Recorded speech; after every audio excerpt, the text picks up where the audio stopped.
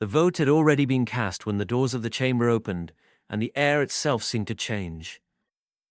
7 counselors sat in a curved row above the floor, their robes marking 7 different worlds, and beneath them stood a girl no taller than the podium in front of her.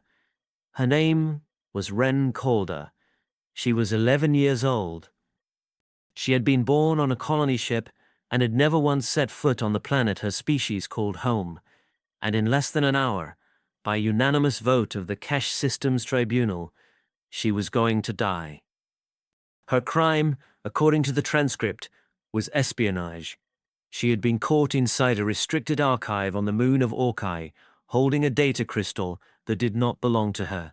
The crystal, when examined, contained nothing more than a set of star charts, decades old, charts that any cargo pilot could have pulled from a public registry.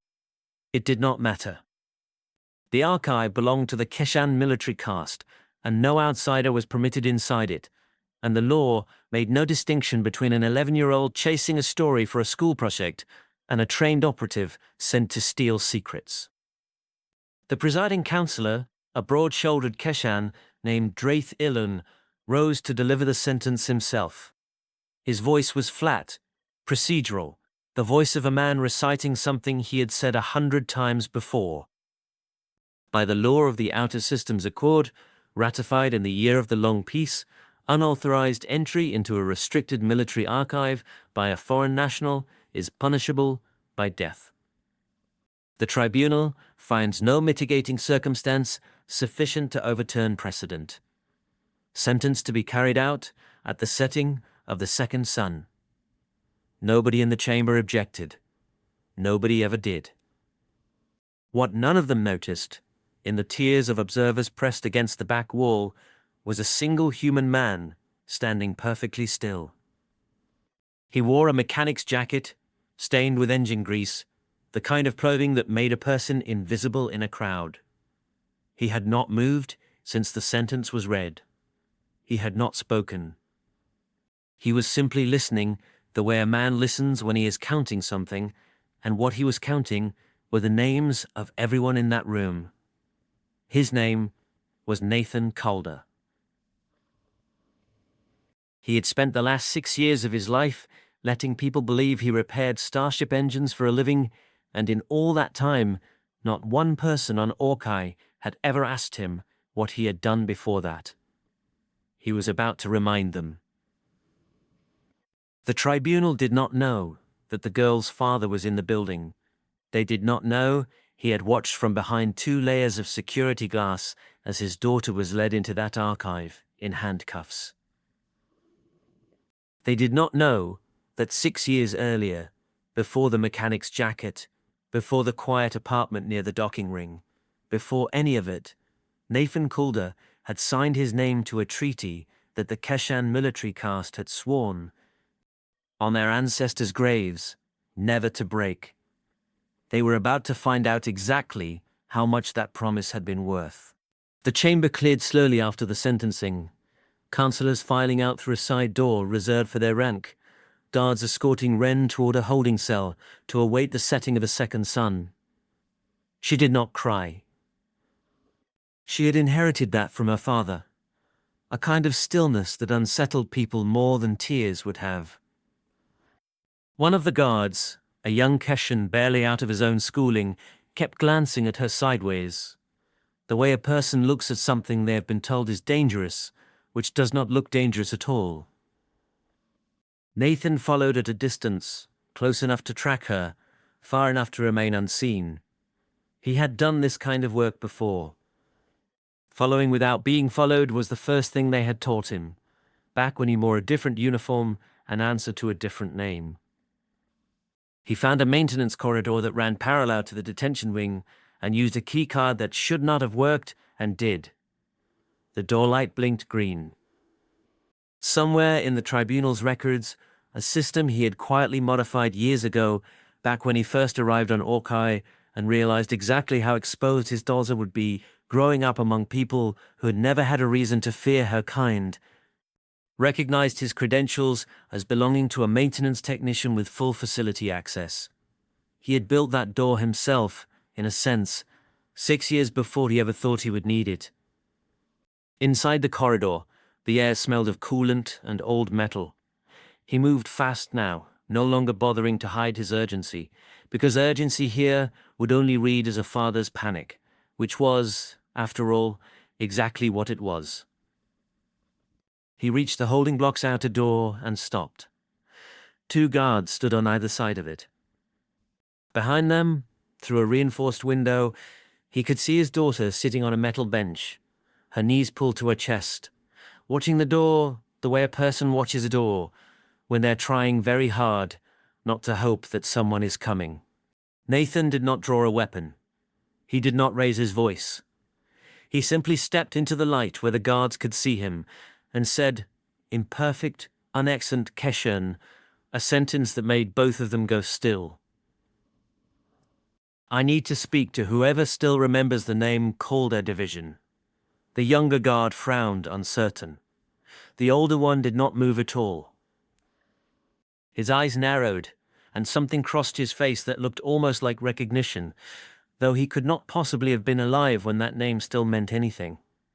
That designation was retired, the older guard said carefully. Before the long peace. It was never retired, Nathan said. It was buried. There's a difference. Get me Ambassador San. Tell her the ghost she filed a report about 6 years ago just walked into her detention wing, and her tribunal is about to execute his daughter in 4 hours. For a long moment, nobody moved. Then the older guard reached for his comm. To understand what happened next, it helps to understand what almost nobody on Orkai knew, because almost nobody had been alive to see it, and the ones who had were under strict orders never to speak of it. 40 years before the long peace, humanity had not yet been welcomed into the wider galaxy. It had been discovered, catalogued, and quietly marked as a threat. The first alien survey teams to reach Earth had done what survey teams always did. They observed from a distance, cataloging weapons, military doctrine, industrial capacity, projected growth. What they found unsettled them in ways their reports struggled to articulate. Humans fought each other constantly, yes, but they also built hospitals in the middle of war zones. They spent unthinkable resources searching for single missing children while ignoring opportunities for conquest that any sane species would have seized. They kept promises to enemies who had already broken every promise back. Their history was soaked in contradiction, and contradiction to a galaxy that valued predictability above almost everything else looked like the most dangerous trait of all. So when the first true contact came, it did not come as an invitation. It came as an ultimatum, delivered by a coalition of 11 species calling itself the Outer Systems Accord, demanding that humanity submit its weapons technology for review, accept permanent monitoring of its industrial output, and cede 3 border systems as a buffer zone against what the coalition, in its own internal documents, referred to as the Deathworld problem. Earth's response was not a war fleet. It was a division of 140 specialists, drawn from every nation that still had reason to distrust the others, unified for the first time in human history under a single mandate: not conquest, not retaliation, but proof. Proof that humanity could be trusted with the thing every other species feared most, which was restraint. They called themselves the Calder Division, after the officer who designed the mission. Not because of rank, because Elena Calder, Nathan's mother, had been the one who convinced 11 frightened governments and 1 furious military command that the way to answer an ultimatum was not with a bigger gun. It was answered by sending unarmed engineers into a war zone the coalition had created on a neutral moon and rebuilding, in 6 months, an irrigation system that 3 alien species had spent 40 years failing to agree on. It was answered by a young lieutenant named Nathan Calder, barely out of officer training, who negotiated the release of 200 Kashan hostages taken by a rival faction, not with threats, but by staying in the room for 11 days straight until the faction's leader broke down and admitted he did not actually want to kill anyone. He simply did not know how to stop without losing face. It was answered, over and over, in ways the coalition had no framework to understand, until the Outer Systems Accord did something it had never done for any species before or since.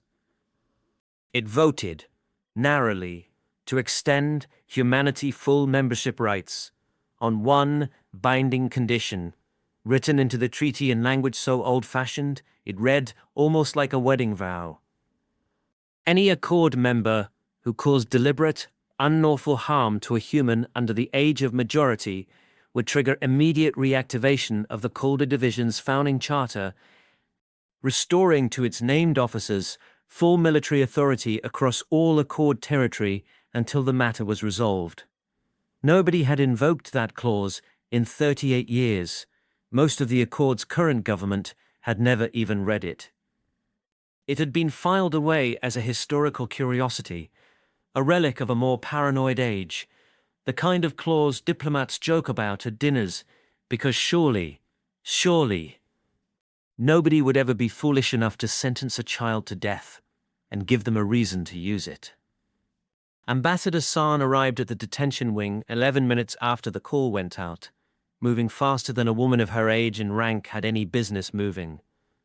She was Keshin, silver-scaled, one of the last living officials who had actually sat in the room when the treaty was signed, and when she saw Nathan Calder standing calmly in the corridor, she went pale in the particular way her species did, a slow dimming of color along the ridge of her jaw. "You're supposed to be dead," she said. "The report said the division disbanded, retired, scattered." "We scattered," Nathan said. "We didn't disband."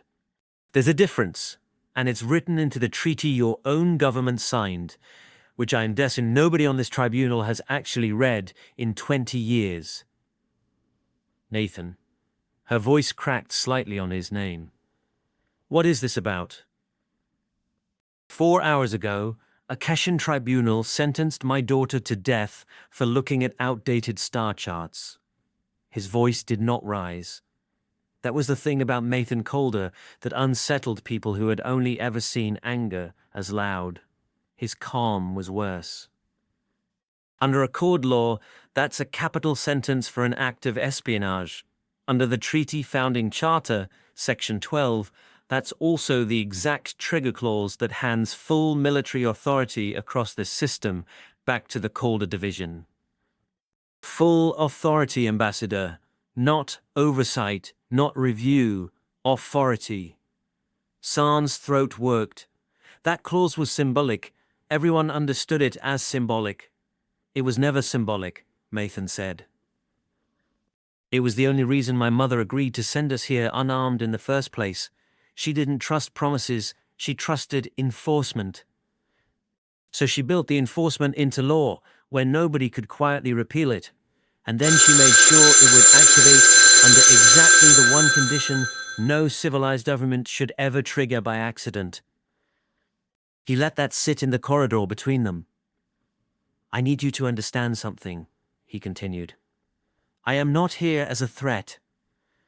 I am here as a father whose daughter has less than 4 hours to live, and I would very much rather solve this as two people who both remember what the long peace actually costs to build.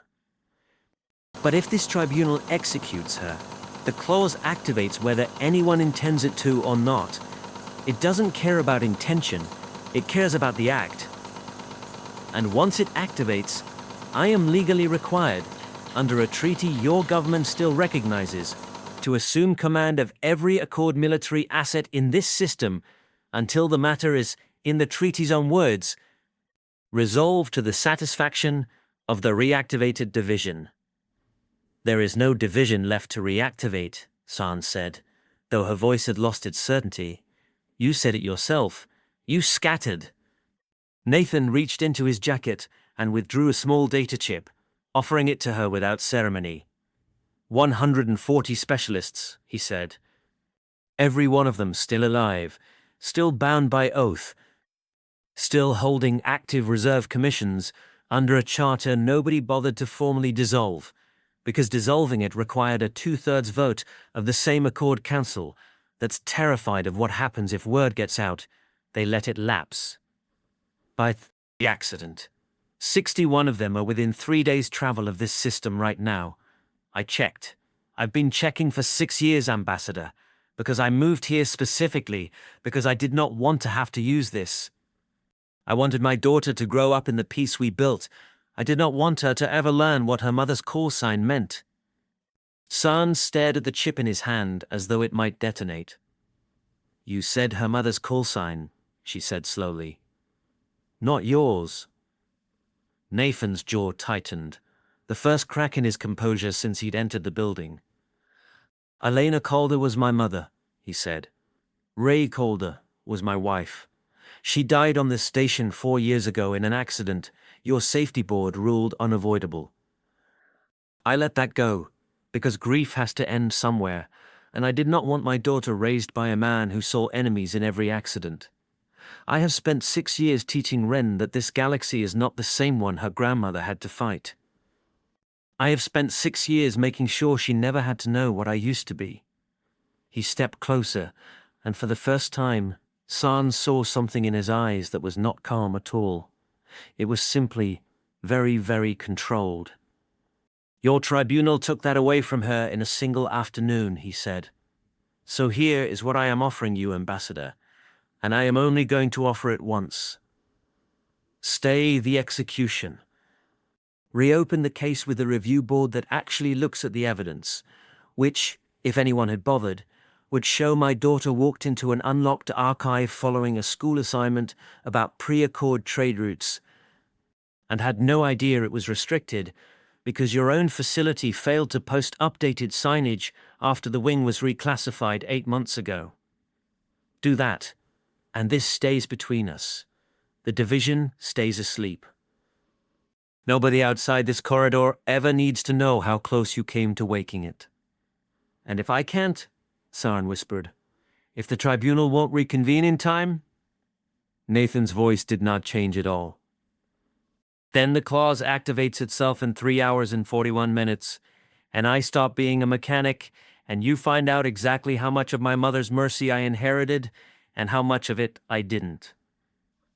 The next hour was the longest of Ambassador Sarn's long life. She did not simply take Nathan's word.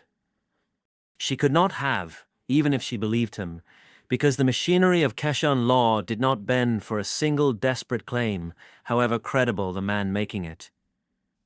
She pulled the founding charter herself from an archive so old the retrieval system had to be manually queried by a technician who had never heard of the document and assumed, at first, that it was a corrupted file. She read it twice. Then she read Section 12 a third time, aloud, alone in her office, because she needed to hear the words in her own voice to believe her government had actually agreed to them. It was real.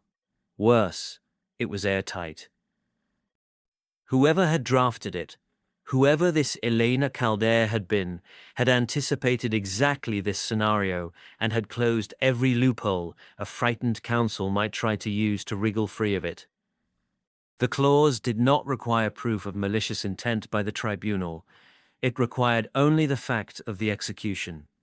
A dead child, activation. There was no appeal built into the mechanism, because the mechanism itself was the appeal, a blunt guarantee that no Accord government would ever again be permitted to treat human life as an acceptable cost of doing business. San convened an emergency session of the tribunal with 90 minutes remaining before the sentence was to be carried out. She did not tell them about the Calder division. She told them, truthfully, that new evidence regarding facility signage had come to light, and that executing a child, based on a procedural failure the facility itself was responsible for, would constitute a catastrophic embarrassment for the Keshan judiciary should it ever become public. She was not lying. She was simply choosing which truth to lead with. Councillor Ilone, the same broad-shouldered official who had read the original sentence in that same flat procedural voice, did not want to reconvene. Rules were rules, he said. Precedent existed to be followed, not renegotiated because a father made noise in a corridor. It was at this point that Nathan Calder, who had been waiting exactly as long as decorum required and not 1 minute longer, walked into the chamber uninvited and said the thing that would end up in every history text written about the Kesh Systems Tribunal for the next 100 years. "You're right," he said, addressing Elon directly. "Rules exist to be followed." Rules exist to be followed. They're no more are they need. So let's follow one you clearly haven't read. He placed the data chip on the podium where his daughter had stood 3 hours earlier. Section 12 of the Outer Systems Accord Founding Charter. "I'd read it before the second sun sets, Counselor, because in 90 minutes, either you reopen my daughter's case with an impartial review, or you're going to activate a clause that transfers military command of this entire system to a division of 140 veteran officers who have spent 38 years hoping they would never have to explain to their own children why humanity once had to build a law this ugly just to survive first contact. My mother wrote that clause. I am the last serving officer of that division, still on active reserve commission. And in 90 minutes, whether either of us wants it to happen or not, that stops being a historical footnote and starts being the law of this system." The chamber went utterly silent. Somewhere in that silence, one of the junior counselors, young enough that she had grown up entirely within the long peace, entirely within a galaxy that had already decided humans were simply people, quietly reached for the chip and inserted it into her terminal. She began to read. She did not stop reading for 11 minutes, and when she finally looked up, her voice was not steady. "He's telling the truth," she said. "It's real. It's still binding. We never repealed it because nobody thought we'd ever need to." Ilun's composure cracked for the first time since the sentencing. "This is extortion," he said. "You cannot threaten a sovereign tribunal with a private military and call it diplomacy." "I'm not threatening you with anything," Nathan said quietly. "I'm telling you what your own law already does automatically, the moment you kill my daughter, whether I wanted to or not. That's the part I need you to understand, Counselor. I don't get a choice here. Neither do you. Not anymore. The only choice either of us still has is whether we spend the next 90 minutes finding a lawful way to stop this, or whether we spend the next 38 years finding out what happens when a peace treaty's failsafe finally goes off." Ilun looked at the chip, then at the chamber, then finally at Nathan. "You could have simply told us this an hour ago," he said, something almost like bitterness in his voice. "Before the sentence was announced? Before I had to stand in front of this entire tribunal and reverse myself in front of witnesses." "I could have," Nathan agreed. "But an hour ago, I still believe this was a system that valued being right over being consistent. I'm still hoping I'm not wrong about that. You have 90 minutes to prove it." The review board convened within the hour. It took them considerably less time than 90 minutes to find what a functioning investigation should have found from the beginning. Security footage showing the outdated restricted access signage the archive wing had failed to update, a school assignment log confirming Wren's stated purpose for accessing the historical trade route records, and a data crystal that, upon full forensic review, contained nothing but 40-year-old public shipping charts, the kind sold openly in any dockside kiosk. The tribunal did not simply overturn the sentence. Faced with the scale of its own failure, and the quiet, terrible knowledge of exactly how close it had come to something none of them could take back, it did something no Keshan tribunal had done in living memory. It issued a formal apology, read into the public record, acknowledging that an innocent child had been sentenced to death through institutional negligence, and that the tribunal itself bore full responsibility for correcting the archive's failure to post updated restrictions. Nathan was in the corridor when they brought Wren out. She walked slowly at first, still uncertain whether this was real, and then she saw him and stopped being uncertain at all. She crossed the distance between them at a run, and he knelt to catch her, and for a long moment neither of them said anything, because there was nothing that needed saying yet. "You came," she whispered into his shoulder. "I never left," he said. "I was in the room the whole time." She pulled back enough to look at him, confused. "I didn't see you," Nathan said, and something in his voice made her look at him more carefully, the way children do when they sense an adult is choosing their words with unusual care. "There's some things about me I never told you, kiddo. I think it's time some of that changed. Not tonight. Tonight, we're just going home." Ambassador San found him in the corridor a few minutes later, alone, watching Ren through the observation window as a medical officer checked her over as a formality. "The division stays asleep," San said. "As promised. I'll make sure of it personally."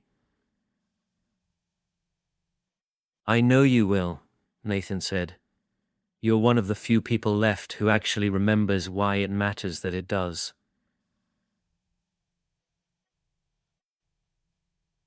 "For what it's worth," San said quietly, "I am sorry. Not the tribunal's official apology.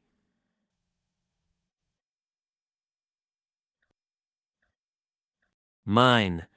I sat in that chamber 38 years ago when your mother signed that treaty. I told myself I would never let this accord forget what it cost her to trust us. And then I let a room full of officials nearly kill a child over an unposted sign, and I didn't even notice until you walked in and reminded me what the alternative looked like." Nathan was quiet for a moment. "My mother used to say the whole point of that clause wasn't the threat," he said finally. "It was the reminder. She didn't write it because she thought your people were evil. She wrote it because she knew that bureaucracies forget, generation after generation, exactly how much restraint it takes to hold a peace together, until eventually somebody makes a mistake ugly enough to require remembering all at once. I was hoping I'd never be the one who had to make you remember. I'm glad it only took a corridor and a data chip, and not the whole division." He looked through the window at his daughter, laughing now at something the medical officer had said. Already, in the resilient way children have, beginning to leave the worst afternoon of her life behind her. "She's never going to know how close this came," he said. "Not from me. Not yet. Someday, maybe, when she's old enough to understand what it means to inherit something like that. But not tonight." San followed his gaze. "What will you tell her?" Nathan allowed himself, for the first time since the sentencing, something that was almost a smile. "That her dad used to fix bigger things than engines," he said. "And that some promises are one may have been designed by the unseen bodies. And we knew that. Nobody outside that corridor ever learned how close an entire star system had come to remembering, all at once, exactly what humanity had once been willing to build in order to be trusted. They only knew that a girl who should have died at the setting of the second sun went home instead, holding her father's hand, and that the man walking beside her had said nothing else about it because he had already gotten the only thing he had ever actually wanted. His daughter, safe and still young enough not to know what he would have done if she hadn't been.